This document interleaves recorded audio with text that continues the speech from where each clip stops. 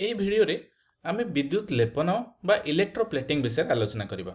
ତେବେ ମୁଁ ଯଦି ତୁମକୁ କୁହେ ଯେ ତୁମେ ପିନ୍ଧୁଥିବା ଚକଚକିଆ ଅଳଙ୍କାର କିମ୍ବା ତୁମ ସାଇକେଲର ହ୍ୟାଣ୍ଡେଲ ଦଣ୍ଡ ଏବଂ କାରର ଚମକୁଥିବା ରିମ୍ ଯେଉଁଟାକି କ୍ରୋମ୍ରେ ତିଆରି ଏବଂ ମହାକାଶ ଯାତ୍ରା ସମୟରେ ମହାକାଶଚାରୀମାନେ ପିନ୍ଧୁଥିବା ସୁନା ଲେପର ଭାଇଜର, ଏ ସବୁ ଜିନିଷ ଗୁଡ଼ିକ ଉପରେ ଏକ ଧାତବ ଆବରଣଟେ କରାଯାଇଛି, ଯାହାକି ଏକ ଦ୍ରବଣରେ ଏହି ଜିନିଷ ଗୁଡାକୁ ବୁଡେଇକି ଏବଂ ତା ମଧ୍ୟରେ ବିଦ୍ୟୁତ ସ୍ରୋତ ବା କରେଣ୍ଟ ପାସ୍ କରିକି ଆମେ ପାଇଛନ୍ତି। ତେବେ ତୁମେ ଏହାକୁ ବିଶ୍ୱାସ କରିପାରୁଛ କି? ତୁମକୁ ଅବିଶ୍ୱସନୀୟ ଲାଗିଲେ ମଧ୍ୟ ଏହା ହିଁ ସତ କଥା। ଠିକ୍ ଅଛି, ତେବେ ଚାଲ ଆମେ ଏହି ଆକର୍ଷଣୀୟ ପ୍ରକ୍ରିୟା ଜାଣିବା ଯାହାକୁ ବିଦ୍ୟୁତ ଲେପନ ବୋଲି କୁହାଯାଇଥାଏ। ପ୍ରକୃତରେ କିପରି ଏହା କାମ କରେ?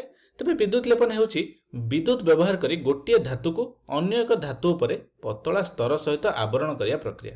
ଏଇଠି ତୁମେ ଲକ୍ଷ୍ୟ କର ଯେ ଏଇ ସାଇକେଲର ଯେଉଁ ହ୍ୟାଣ୍ଡେଲ ଅଛି, ହ୍ୟାଣ୍ଡେଲ ଦଣ୍ଡଟି ଯେଉଁ ଅଛି, ଗୋଟେ ପାର୍ଶ୍ୱକୁ ଦେଖ, ଏଇଠି ଧାତୁ ଖଣ୍ଡ ଅଛି, କିନ୍ତୁ ଏଇ ଡାହାଣ ପାର୍ଶ୍ୱଟି ଚକଚକ୍ କରୁଛି।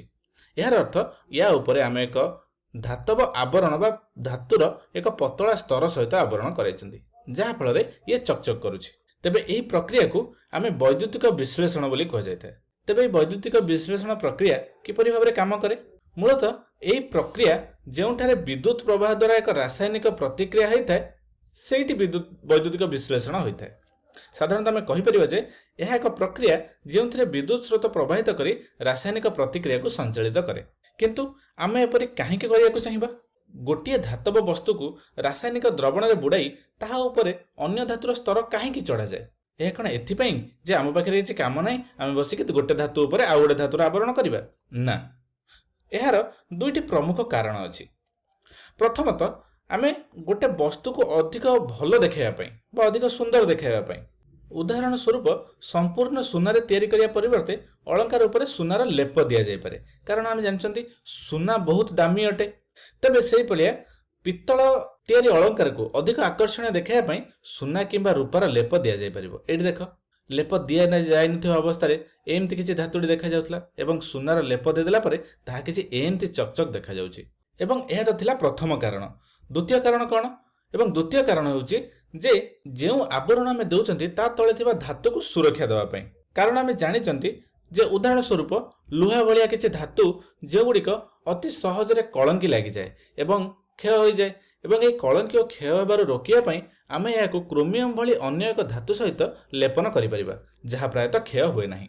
ଏଇଠି ଲକ୍ଷ୍ୟ କର, ଏଇ ଯେଉଁ ସାଇକେଲର ରିମ୍ ଥିଲା ଏହା କଳଙ୍କି ଲାଗିଯାଇଥିଲା ଏବଂ ଯେତେବେଳେ ଆମେ କ୍ରୋମିୟମର ଲେପ ଦେଇଦେଲେ ଏହା ଚକଚକ୍ କଲା।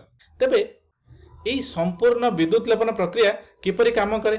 ତେବେ ଏହାକୁ ଆରମ୍ଭ କରିବା ପାଇଁ ଆମକୁ କିଛି ଜିନିଷ ଦରକାର। ତେବେ ତା ପୂର୍ବରୁ ଏଇଠିକି ଲକ୍ଷ୍ୟ କର, ଗାଡ଼ିର ପାର୍ଟସ୍ ବିଷୟରେ ଚିନ୍ତା କର। ସେଗୁଡ଼ିକୁ ଚକଚକ୍ କରିବା ପାଇଁ ଏବଂ ସୁରକ୍ଷା ଦେବା ପାଇଁ ପ୍ରାୟତଃ କ୍ରୋମିୟମ କିମ୍ବା କ୍ରୋମ୍ ସହିତ ଆବୃତ କରାଯାଏ, ଯାହାଫଳରେ ଏହା ଚକଚକ୍ କରେ। ତେବେ ଚାଲ ଏହି ସମ୍ପୂର୍ଣ୍ଣ ବୈଦ୍ୟୁତିକ ଲେପନ ପ୍ରକ୍ରିୟା କିପରି କାମ କରେ ଗୋଟିଏ ପରେ ଗୋଟିଏ ପଦକ୍ଷେପ ଅନୁସାରେ ବୁଝିବା। ତେବେ ଏହାକୁ ଆରମ୍ଭ କରିବା ପାଇଁ ଆମକୁ କିଛି ଜିନିଷ ଦରକାର। ପ୍ରଥମତଃ ଆମକୁ ଗୋଟେ ବିଦ୍ୟୁତ ଉତ୍ସ ବା ବିଦ୍ୟୁତ ଯୋଗାଣ କିମ୍ବା ବ୍ୟାଟେରୀ ଦରକାର ଏବଂ ଦୁଇଟି ଧାତୁ ଯାହାକୁ ଇଲେକ୍ଟ୍ରୋଡ ବୋଲି କୁହାଯାଇଥାଏ ବା ଧାତବ ଦଣ୍ଡ ଦୁଇଟି ଆମେ ନେବା। ଏଥିରେ ଗୋଟିଏ ହେଉଛି ଯେଉଁ ଧାତୁ ଯାହା ଉପରେ ଲେପ ଦିଆଯିବ ଏବଂ ଅନ୍ୟଟି ହେଉଛି ଯେଉଁ ଧାତୁର ଲେପ ଦିଆଯିବ, ଏବଂ ତା ସହିତ ଆମକୁ ଏକ ବିଦ୍ୟୁତ ବିଶ୍ଳେଷ୍ୟ ବା ଇଲେକ୍ଟ୍ରୋଲାଇଟ୍ ଦରକାର।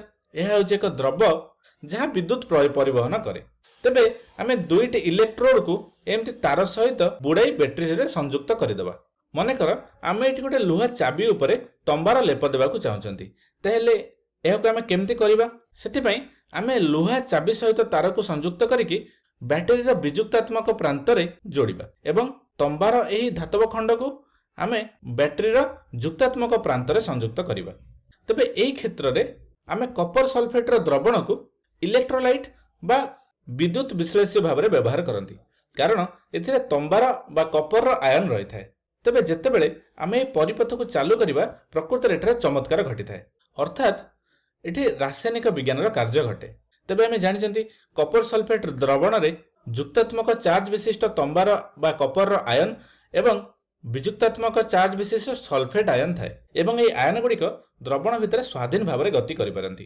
ତେବେ ଯେତେବେଳେ ଆମେ ସୁଇଚ୍ ମାରିଦେବା, ଏହି ଦ୍ରବଣ ମଧ୍ୟରେ ଥିବା ଯୁକ୍ତାତ୍ମକ ଚାର୍ଜ ବିଶିଷ୍ଟ କପର ଆୟନ ଗୁଡ଼ିକ ଏହି ଚାବି ଲୁହା ଚାବି ବା ବିଯୁକ୍ତାତ୍ମକ ଚାର୍ଜ ବିଶିଷ୍ଟ ଲୁହା ଚାବି ଆଡ଼କୁ ଆକର୍ଷିତ ହେବେ ଏବଂ ସେମାନେ ଦ୍ରବଣ ମାଧ୍ୟମରେ ଗତି କରି ଚାବି ପର୍ଯ୍ୟନ୍ତ ପହଞ୍ଚିଯିବେ ଏବଂ ଚାବି ଉପରେ ଜମା ହୋଇଯିବେ। ଏଠି ତୁମେ ଲକ୍ଷ୍ୟ କରିଥିବ କିଛି ସମୟ ପୂର୍ବରୁ ଚାବିଟି କିଛି ଏହିପରି ଦେଖାଯାଉଥିଲା।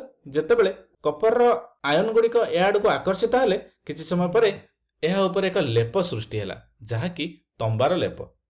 ଠିକ୍ ଅଛି, ଏହି ସ୍ତର ଜମିଗଲା ପରେ ଲୁହା ଚାବିଟି ଉପରେ ତମ୍ବାର ଏକ ପତଳା ସ୍ତର ବା କପରର ପତଳା ସ୍ତରଟେ ସୃଷ୍ଟି ହୋଇଗଲା। ତେବେ ତୁମେ ଭାବୁଥିବ ଯେ ଏହି ଦ୍ରବଣରେ କପର କିଛି କପରର ଆୟନକୁ ହରାଇଦେଲା, ତେବେ ତାହେଲେ ଏହି ବ୍ୟାଟେରୀର ଯୁକ୍ତାତ୍ମକ ପ୍ରାନ୍ତ ସହିତ ଯୋଡ଼ା ହୋଇଥିବା ଏହି ତମ୍ବାର ଧାତୁ ଏହାର ଭୂମିକା କ'ଣ? ତେବେ ଏହି ତମ୍ବାର ଧାତୁଟି ଧୀରେ ଧୀରେ ତମ୍ବା ଆୟନ ଆକାରରେ ବା କପର ଆୟନ ଆକାରରେ କପରର ପରମାଣୁ ଗୁଡ଼ିକୁ ଏହି ଦ୍ରବଣ ମଧ୍ୟକୁ ଛାଡ଼ିଥାଏ। କିଛି ଏହିପରି ଯେତେବେଳେ କିଛି କପର ଆୟନ ଲୁହା ଚାବି ଉପରେ ଜମା ହେଉଛି, ସେହି ସମୟରେ ନୂତନ କପର ଆୟନ এই କପରର ଯେଉଁ ଧାତବ ଖଣ୍ଡଟି ଅଛି ତା ମଧ୍ୟରୁ ବାହାରିକି ଦ୍ରବଣ ମଧ୍ୟରେ ମିଶୁଛି। ସେଥିପାଇଁ ଏହି ବୈଦ୍ୟୁତିକ ଲେପନ ପ୍ରକ୍ରିୟା ଚାଲିଥିବା ସମୟରେ ଦ୍ରବଣର ସାନ୍ଦ୍ରତା ପ୍ରାୟ ସମାନ ରହିଥାଏ। ତେଣୁ ପ୍ରାୟୋଗିକ ଭାବରେ ଯଦି ଆମେ କହିବା, ଦ୍ରବଣରେ କପର ଲୁହା ଚାବି ଉପରେ ଜମା ହେଉଛି ଏବଂ କପର ଇଲେକ୍ଟ୍ରୋଡ ନୂଆ କପର ଆୟନ ଦ୍ରବଣକୁ ସମ୍ପୂର୍ଣ୍ଣ ଭାବରେ ଯୋଗାଇ ଦେଉଛି। ଏହି ସମସ୍ତ ପ୍ରକ୍ରିୟାକୁ ଆମେ ବୈଦ୍ୟୁତିକ ଲେପନ ପ୍ରକ୍ରିୟା ବୋଲି କହିଥାନ୍ତି। ତେବେ ବୈଦ୍ୟୁତିକ ଲେପନରେ ଧାତବ ଆବରଣ ଋଣାତ୍ମକ ଇଲେକ୍ଟ୍ରୋଡ ବା ବିଯୁକ୍ତାତ୍ମକ ଇଲେକ୍ଟ୍ରୋଡ ଉପରେ ହୋଇଥାଏ ଏବଂ ଏଠି ମଧ୍ୟ କିଛି ରୋଚକ ତଥ୍ୟ ଅଛି। ସେଗୁଡ଼ିକ ପୁଣି କ'ଣ? ପ୍ରଥମତଃ ଅଧିକ ତୀବ୍ର ବିଦ୍ୟୁତ ସ୍ରୋତ ହେଲେ ଲେପନ ବା ବୈଦ୍ୟୁତିକ ଲେପନର ବେଗ ଦ୍ରୁତ ଗତିରେ ହୋଇଥାଏ।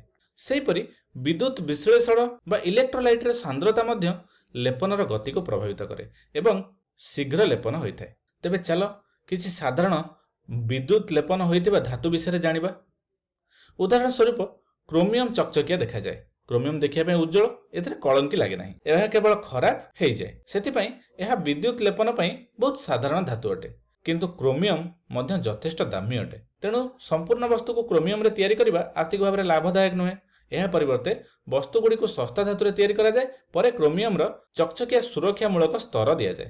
ସେହିପରି ଅଳଙ୍କାର ନିର୍ମାତାମାନେ ପ୍ରାୟତଃ ଶସ୍ତା ଧାତୁ ଉପରେ ସୁନା କିମ୍ବା ରୂପାର ଲେପ ଦେଇଥାନ୍ତି। ଠିକ୍ ଅଛି, ଯାହା ଫଳରେ ସେହି ଧାତୁଟି ଚମକିଯାଏ ଏବଂ ସୁରକ୍ଷା ସ୍ତର ପାଇଁ ଲାଗୁ ହୋଇଯାଏ। ଫଳରେ ଅଳଙ୍କାର ଗୁଡ଼ିକ ସୁନା କିମ୍ବା ରୂପାର ଭଳି ଦେଖାଯାଏ, କିନ୍ତୁ ପ୍ରକୃତିରେ ସେହିଗୁଡ଼ିକ ସେହି ଧାତୁରେ ତିଆରି ନୁହେଁ, କେବଳ ଅଳଙ୍କାର ଗୁଡ଼ିକ ସୁନାରେ ତିଆରି କରାଯିବା ପରି ଦେଖାଯାଉଛି।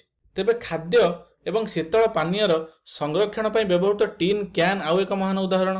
ଏଗୁଡ଼ିକ ଲୁହା ଉପରେ ଟିଣର ଲେପ ଦେଇକି ତିଆରି କରାଯାଏ। କେବଳ ଲୁହା ବ୍ୟବହାର କରାଯାଇପାରେ ନାହିଁ, କାରଣ ଏହା ବହୁତ କ୍ରିୟାଶୀଳ। କିନ୍ତୁ ଟିନ୍ର ଲେପ ଦେବା ପରେ ବା ଟିଣର ଲେପ ଦେବା ପରେ ଖାଦ୍ୟ ଲୁହା ସଂସ୍ପର୍ଶରେ ଆସେ ନାହିଁ ଏବଂ ନଷ୍ଟ ହେବାରୁ ସୁରକ୍ଷିତ ରୁହେ। ଏହିପରି ଭାବରେ ବାସ୍ତବିକ ଜୀବନରେ ବିଦ୍ୟୁତ ଲେପନ ବ୍ୟବହୃତ ହୁଏ। ତଥାପି ବିଦ୍ୟୁତ ଲେପନ କାରଖାନାଗୁଡ଼ିକ ଯଦି ବର୍ଜ୍ୟବସ୍ତୁର ସଠିକ୍ ପରିଚାଳନା ନ କରନ୍ତି, ତେବେ ପ୍ରଦୂଷଣ ସୃଷ୍ଟି କରିପାରନ୍ତି। ବ୍ୟବହୃତ ବିଦ୍ୟୁତ ବିଶ୍ଳେଷଗୁଡ଼ିକ ବର୍ଜ୍ୟ ପଦାର୍ଥ ଏବଂ ଏହାକୁ ସାବଧାନତାର ସହିତ ନିଷ୍କାସନ କରିବା ଆବଶ୍ୟକ। ପରିବେଶ ସୁରକ୍ଷା ପାଇଁ ନିର୍ଦ୍ଦିଷ୍ଟ ବର୍ଜ୍ୟବସ୍ତୁ ନିଷ୍କାସନ ନିୟମାବଳୀ ରହିଛି ଏବଂ ସେଗୁଡ଼ିକୁ କଠୋର ଭାବରେ ପାଳନ କରିବା ଦରକାର। ଠିକ୍ ଅଛି, ତେବେ ଆମେ ଏଠି କ'ଣ ସବୁ ଜାଣିଲେ? ଆମେ ଜାଣିଲେ ଯେ ବିଦ୍ୟୁତ ଲେପନ କରି ଗୋଟିଏ ଧାତୁ ଉପରେ ଅନ୍ୟ ଏକ ଧାତୁର ଲେପ ଦିଆଯାଏ, ଯାହାକୁ ଇଲେକ୍ଟ୍ରୋପ୍ଲେଟିଂ ବା ବୈଦ୍ୟୁତିକ ଲେପନ ବୋଲି କୁହାଯାଇଥାଏ। ତେବେ ପରବର୍ତ୍ତୀ ସମୟରେ ଯେତେବେଳେ ତୁମେ କୌଣସି ଚକଚକିଆ ଜିନିଷ ଦେଖିବ, ଘଡ଼ି, କ୍ୟାଣ୍ଡେଲ ଷ୍ଟାଣ୍ଡ କିମ୍ବା ସୋଡ଼ା କ୍ୟାନ୍ ଦେଖିବ, ଟିକେ ଭାବିବ ଏଗୁଡ଼ିକ କ'ଣ ପ୍ରକୃତରେ ସେହି ଧାତୁରେ ତିଆରି ନା ଏହା ଉପରେ କିଛି ବିଦ୍ୟୁତ ଲେପନ କରାଯାଇଛି।